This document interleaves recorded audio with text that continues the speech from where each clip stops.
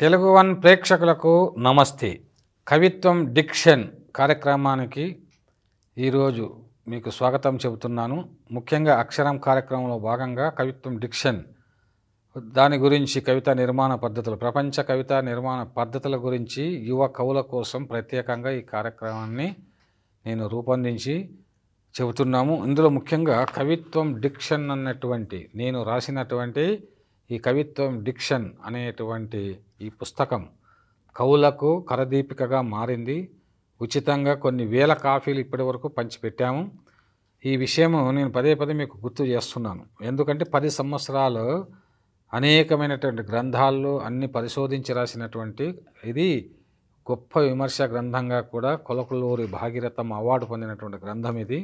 ఇది ఎందుకు మరి ఒక మార్గదర్శకుడు లేకపోతే అడవిలో మనకు మార్గం ఎలా తెలియదో అలా కవిత్వం గురించి, కవిత్వం ఏముంది, కవిత్వం హృదయగతమైనది, అనుభూతికి సంబంధించినది, భావావేశం ఉంటే అలా శ్రీశ్రీల కవిత్వం రాసేయచ్చు అని చాలామంది అనుకుంటారేమో. కానీ శ్రీశ్రీ కూడా కవిత్వం మేనిఫెస్టో, అది సింబాలిక్ మేనిఫెస్టో అని మరి ఫ్రెంచి కవులు బోదిలేరు, మల్లార్మే వీళ్ళు తయారు చేసినటువంటి ఆ డిక్షన్ని ఫాలో అయినటువంటి కవి శ్రీశ్రీ అన్నమాట. కాబట్టి ఎంతటి గొప్ప కవి అయినా ఎవరైనా కూడా ఒక బ్యాక్గ్రౌండ్, గతపు కవులు, అది మరి గతంలో పెద్ద కవులు ఎలాంటి మార్గాలు అనుసరించారో మనం కూడా తెలుసుకోవాల్సినటువంటి అవసరం ఉంది. సరే, ఇవాళ ఈ కవిత్వం డిక్షన్లో అపోస్ట్రోఫీ అంటే ఏమిటి అంటే పాశ్చాత్య దేశాల్లో కవితా నిర్మాణ పద్ధతులను డెవిసెస్గా భావించారు. అందులో రకరకాలైన డెవిసెస్ ఉన్నాయి. మన భారతీయ అలంకార సిద్ధాంతాల్లో కర్తలు ఉన్నారు చాలామంది. కుంతకుడు కావచ్చు, మరి ఆనందవర్ధనుడు కావచ్చు, క్షేమేంద్రుడు కావచ్చు. వీళ్ళు కొన్ని ఆనందవర్ధన ధ్వని సిద్ధాంతం అని, ఔచితీ చర్చ అని, కుంతకుడు వక్రోక్తి అని, ఇట్లా ధ్వని అలంకారము, ఈయన రకరకాలైనటువంటి మనం ఎలా అయితే భావిస్తూ మనం ఒక కవిత్వానికి మన యొక్క చంపు కావ్యాలని మనం ఎలాగా మనము అవి సిద్ధాంత గ్రంథాలు ఇవన్నీ కూడా వాటి గురించి చర్చ చేసుకుంటాము. అలాగే పాశ్చాత్య దేశాల్లో కవిత్వం డిక్షన్లోన రకరకాలైనటువంటి ఒక డెవిసెస్ని తయారు చేశారు. ఆ డెవిసెస్ గురించి ఇందులో పొందుపరిచాను. ఇవాళ అపోస్ట్రఫీ, మొన్ననే మెటానమీ గురించి మనము తెలుసుకున్నాము.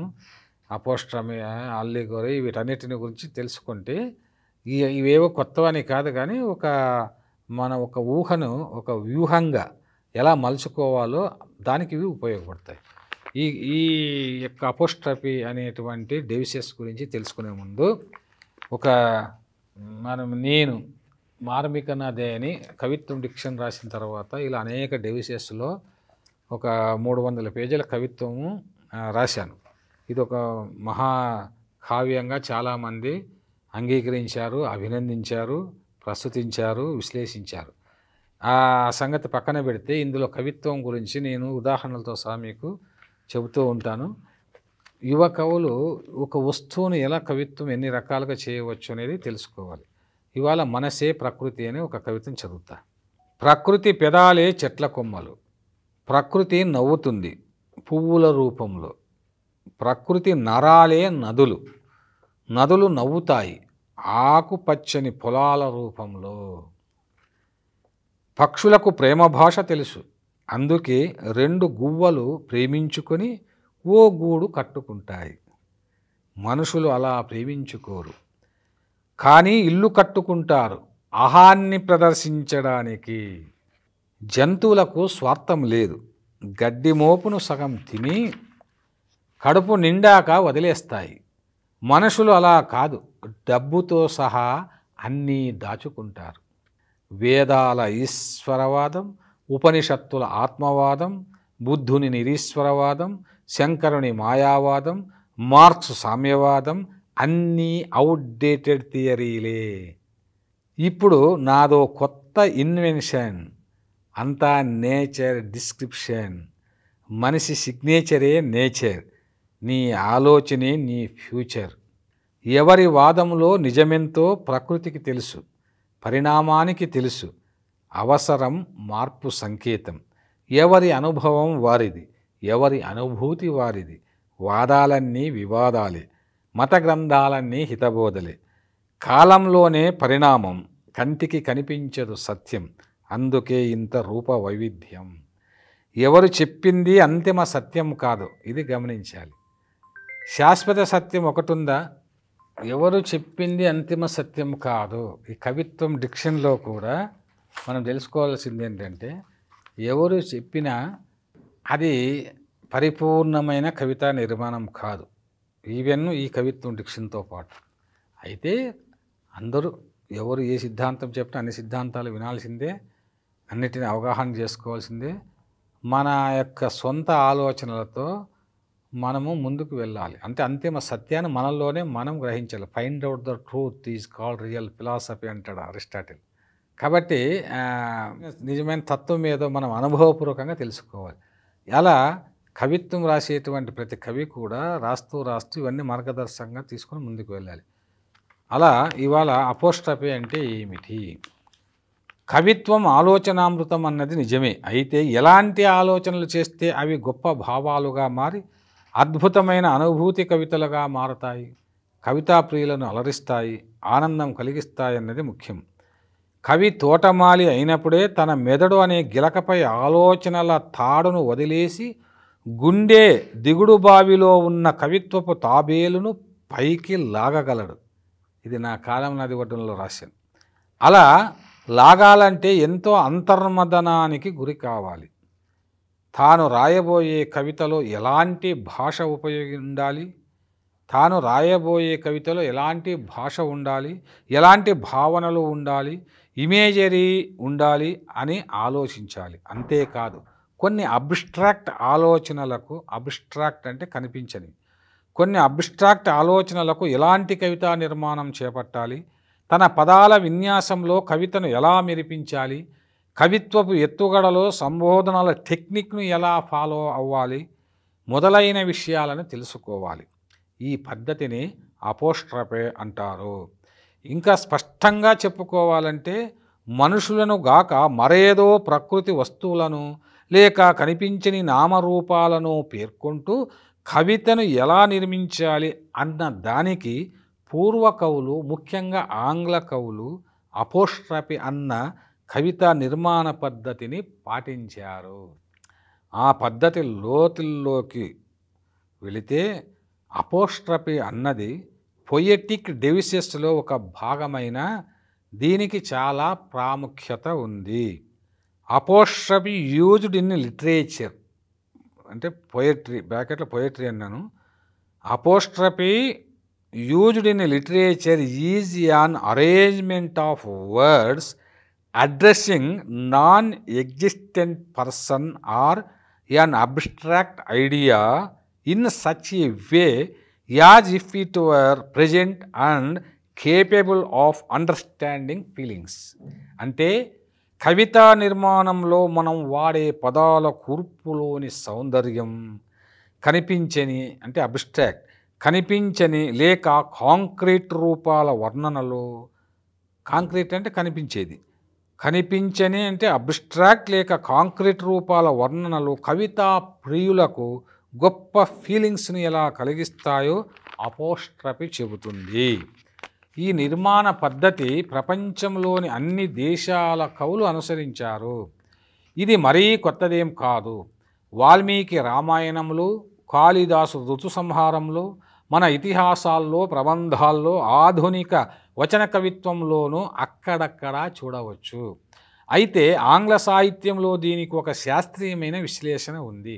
మన దాంట్లో లేదా అంటే మన సాహిత్యం అంటే కాళిదాసు నుంచి ఇప్పుడు నారాయణ రెడ్డి వరకు ఈ సాహిత్యం పైన, కవిత్వం పైన కానీ సరైనటువంటి ఒక విమర్శన గ్రంథాలు లేవు. వల్లంపాటి అన్నట్టుగా మన ప్రాచీన అలంకార గ్రంథాలన్నీ కూడా సిద్ధాంత గ్రంథాలే కానీ అవి విమర్శ గ్రంథాలు కావు. ప్రాచీన కావ్యాలను సమర్థించి సిద్ధాంత గ్రంథాలు అన్నాడు ఆయన. అట్లాగా ఇంగ్లీష్ లిటరేచర్లో ఇది బాగా కనిపిస్తుంది. ఇది ఒక శాస్త్రీయమైన విశ్లేషణ. ఎందుకంటే చైల్డ్ ఇమేజినరీ ఆలోచనతో స్టార్ను ఉద్దేశించి జాన్ టైలర్ రాసినటువంటి నర్సరీ రైమ్ కవిత ద స్టార్ ఎంత ప్రాచుర్యం పొందిందో అందరికీ తెలుసు. Twinkle twinkle little star how I wonder what you are up above the world so high like a diamond in the sky. ఇందులో ఉన్న అద్భుత వర్ణన అపోస్ట్రఫీకు క్లాసిక్ ఎగ్జాంపుల్గా పాశ్చాత్య విమర్శకులు చెబుతారు. మన తెలుగులోనూ చందమామ రావి, జాబిల్లి రావి, కొండెక్కి రావి, గోగుపూలు తేవి గేయం కూడా ఇలాంటిది. కొండలను, గుట్టలను, చెట్లను, లతలను, మేఘాలను మేఘదూతంలో కాళిదాసు, వాల్మీకి, కాళిదాసులు ఎంత అద్భుతంగా వర్ణించారో ఆయా వర్ణనల రూప నిర్మాణాలు, పద విన్యాసాలు, అద్భుత ఇమేజినరీ అన్నీ కూడా అపోస్ట్రఫీ టెక్నిక్కు చెందినవే. అయితే పాశ్చాత్య కవులు, నవలాకారులు, ముఖ్యంగా John Donne, Billy Collins, VS Merwin మొదలైన కవుల రచనలను, మేరీ షెల్లీ రాసిన ఫ్రాంకెన్స్టీన్ నవలలోని సంబోధనలు, తెలుగులో తిలక్, శివసాగర్ లాంటి కవుల రచనల్లో అపోస్ట్రఫీ కవిత నిర్మాణ పద్ధతి ఎలా కొనసాగిందో, చదువర్లకు గొప్ప అనుభూతిని కలిగించిందో తెలుసుకోవాల్సిన అవసరం యువ కవులకు ఉంది. వాల్మీకి రామాయణంలో ప్రస్తరేసు చరమ్యేసు శ్లోకంలో భావాన్ని గమనిస్తే రకరకాల అడవి చెట్లు గాలి వేగానికి అటూ ఇటూ ఊగుతూ రమ్యమైన రాతి నేలల మీద పువ్వులు రాలుస్తున్నాయి అంటాడు వాల్మీకి. ఇందులోని ఇమేజరీ సహజమైనది. రకరకాల అడవి చెట్లు గాలి వేగానికి అటు ఇటు ఊగుతూ రమ్యమైన రాతి నేలల మీద పువ్వులు రాలుస్తున్నాయి, పువ్వులు అలా రాలుస్తున్నాయి అంటాడు. ఇందులోని ఇమేజరీ సహజమైందే. ఇప్పటి వచన కవిత్వంలో అపోస్ట్రఫీ పోలికలతో కూడి ఉన్నది కావడం గమనార్హం.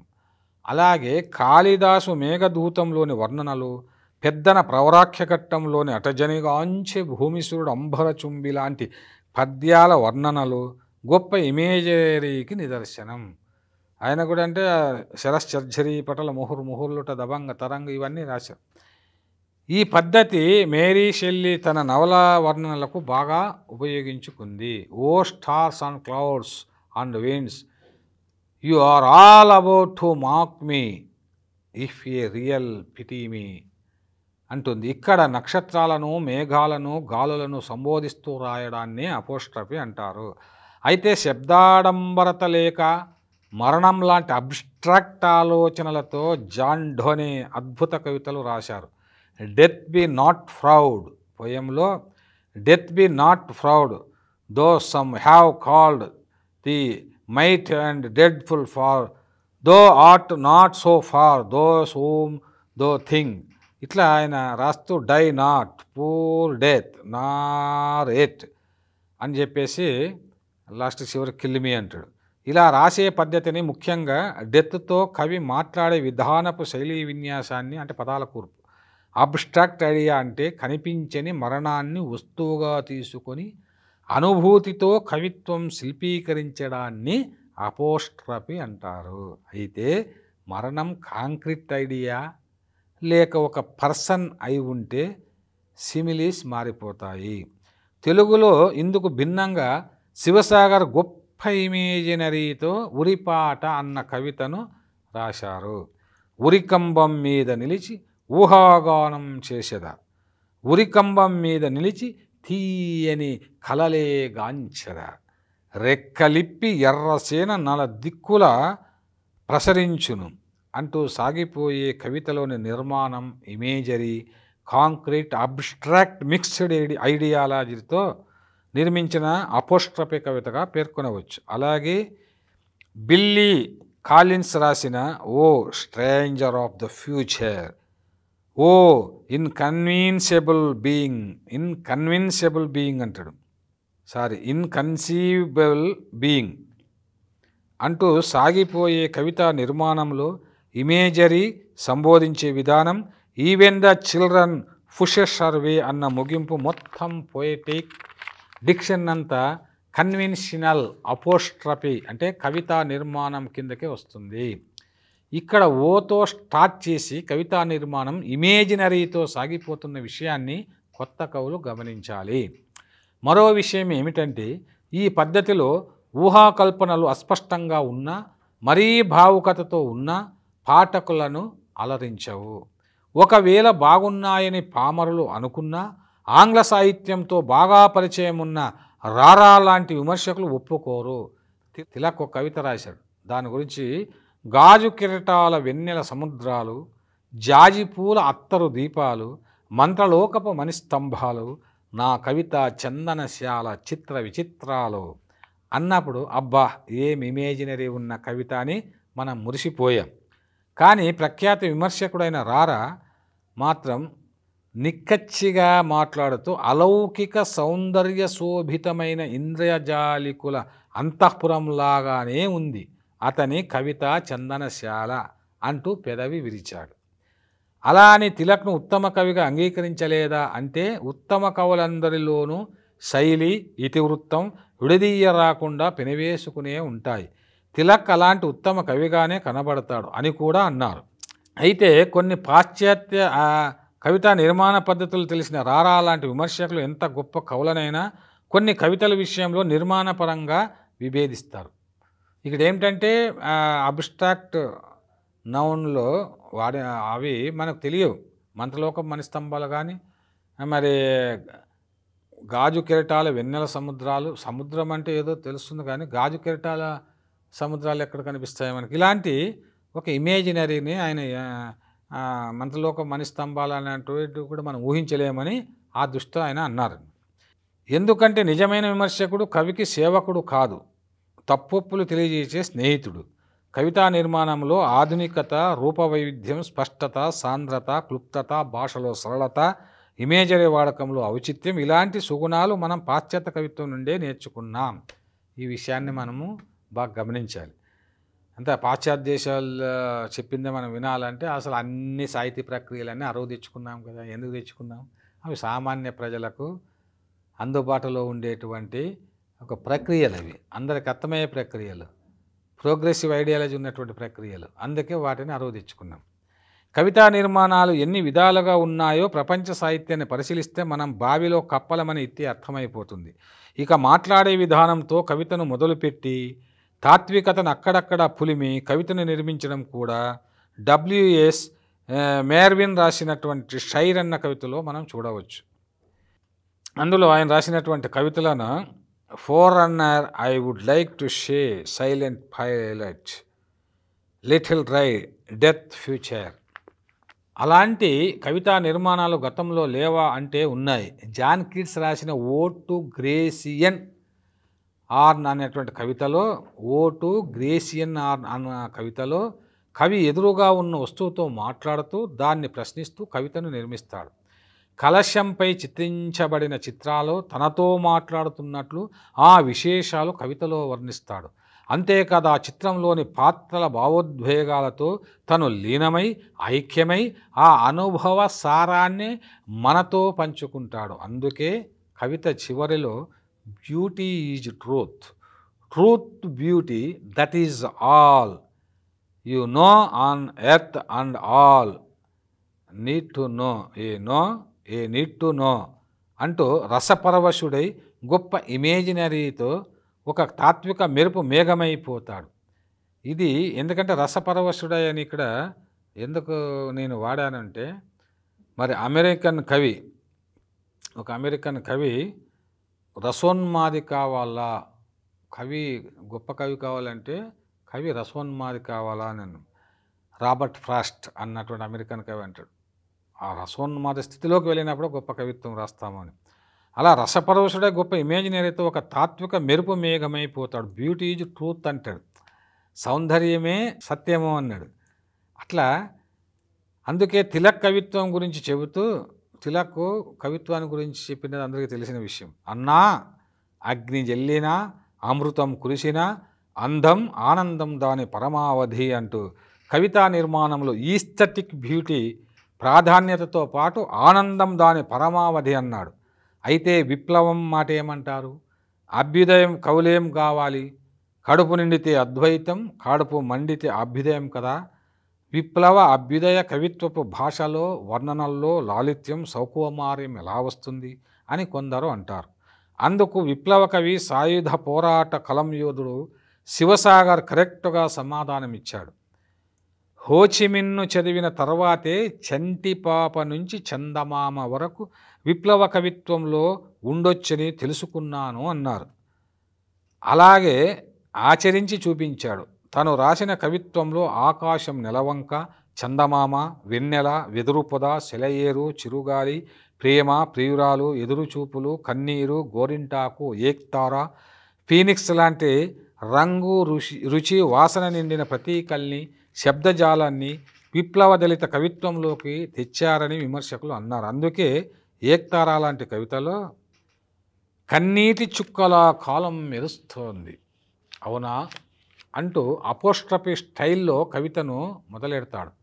కవితలో ఒక కాన్వర్జేషన్ స్టైల్ ప్రవేశపెడతాడు.